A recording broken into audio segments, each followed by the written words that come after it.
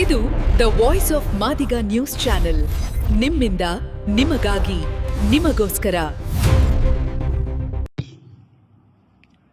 Madar Mahasabha, the state level committee, tomorrow called in Palace Ground at gate number 4, Gayatri Vihar, and the participants are district level Madar Mahasabha executive committee members, Taluk level Madar Mahasabha executive committee members, and Matadipatis, and also the Horat Samiti leaders of the state, and also Sahitis, poets, all these people are participating.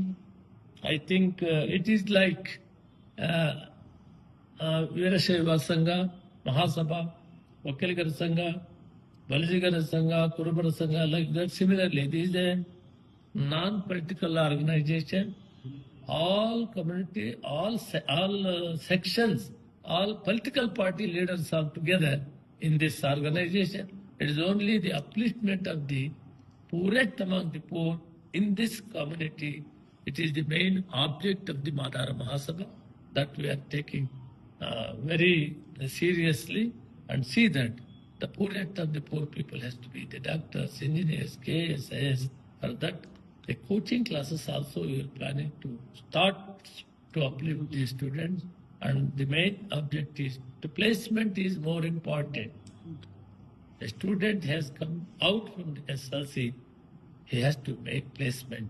That is our main object, and we are consulting some of the important teachers and the experienced people like Sai Kumar and some other important organizations like Parishrama, like so many organizations. Okay. So we are taking the consultation. We are going to start this one to uplift these people. It is no way harm to anyone. It is for the welfare of this the most backward community among the urban class.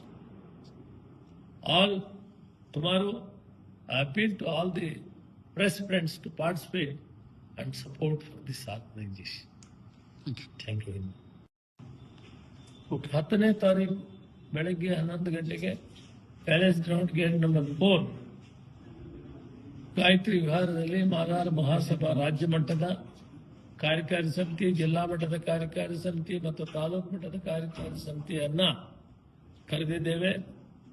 ಯಾವ ರೀತಿ ವೀರಶೈವ ಸಮಾಜದ ಮಹಾಸಭಾ, ಒಕ್ಕಲಿಗರ ಸಂಘ, ಬಲಿಜಿಗರ ಸಂಘ, ಕುರುಬರ ಸಂಘ ರಾಜ್ಯ ಮಟ್ಟದ ಯಾವ ರೀತಿ ಇದೆ, ಅದು ಪಕ್ಷಾತೀತವಾಗಿ ಇದು ಸಮುದಾಯಗಳ ಅಭಿವೃದ್ಧಿಗೆ ಕಟ್ಟಿರುವಂತಹದ್ದು ಮಾದಾರ ಮಹಾಸಭಾ. ಇದರಲ್ಲಿ ಎಲ್ಲ ಕೂಡ ಭಾಗವಹಿಸ್ತಾ ಇದ್ದೀವಿ. ಅವರು ಕಾಂಗ್ರೆಸ್ ಇರಲಿ, ಬಿಜೆಪಿ ಇರಲಿ, ದಳದವರಿರಲಿ, ಎಲ್ಲ ಸೇರಿ ಕಟ್ಟಿದ್ದೇವೆ. ಇದರ ಮೂಲ ಉದ್ದೇಶ ಶೆಡ್ಯೂಲ್ ಕಾಸ್ಟ್ನಲ್ಲಿ ಅತಿ ಹಿಂದುಳಿದಿರುವಂಥದ್ದು ಈ ಮಾದಾರ ಮಹಾಸಭೆಗೆ ಸಂಬಂಧಪಟ್ಟ ಸಮುದಾಯಗಳು ಸುಮಾರು ಮೋಚಿ ಇದ್ದಾರೆ, ಆಮೇಲೆ ಸಮಗಾರ್ ಇದ್ದಾರೆ, ಢೋರ್ ಇದ್ದಾರೆ, ಡಕ್ಕರ್ ಇದ್ದಾರೆ. ಇವರೆಲ್ಲ ಒಂದು ಈ ಸಮುದಾಯಕ್ಕೆ ಸಂಬಂಧಪಟ್ಟಂತ ಸಮುದಾಯ, ಮಾದಿಗ ಸಮುದಾಯಕ್ಕೆ ಸಂಬಂಧಪಟ್ಟಂತ ಸಮುದಾಯಗಳು. ಇವೆಲ್ಲರ ಸಮೃದ್ಧೋಮುಖ ಅಭಿವೃದ್ಧಿಗೆ, ವಿಶೇಷವಾಗಿ ಈ ಸಮುದಾಯಗಳಲ್ಲಿ ಬಡ ಮಕ್ಕಳಿಗೆ ಉತ್ತಮವಾದಂಥ ವಿದ್ಯಾಭ್ಯಾಸವನ್ನು ಕೊಟ್ಟು ಅವರು ಕೂಡ ಡಾಕ್ಟರ್ಸ್, ಇಂಜಿನಿಯರ್ಸ್ ಆಗಬೇಕು, IAS, KS ಆಗಬೇಕು.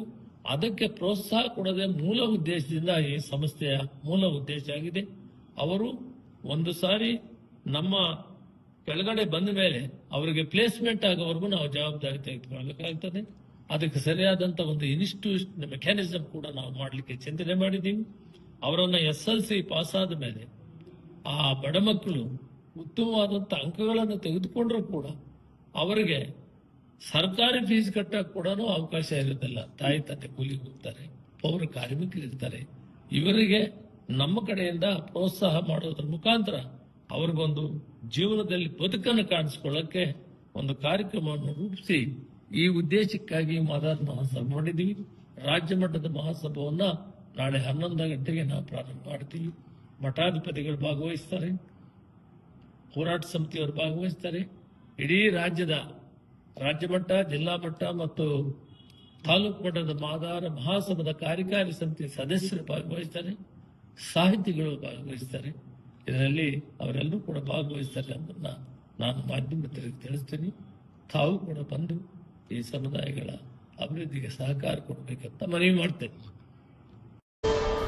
ದ ವಾಯ್ಸ್ ಆಫ್ ಮಾದಿಗ, ನಿಮ್ಮಿಂದ ನಿಮಗಾಗಿ, ಸತ್ಯದ ಪರವಾಗಿ, ಸಮಾನತೆಯ ಹಾದಿಯಲ್ಲಿ.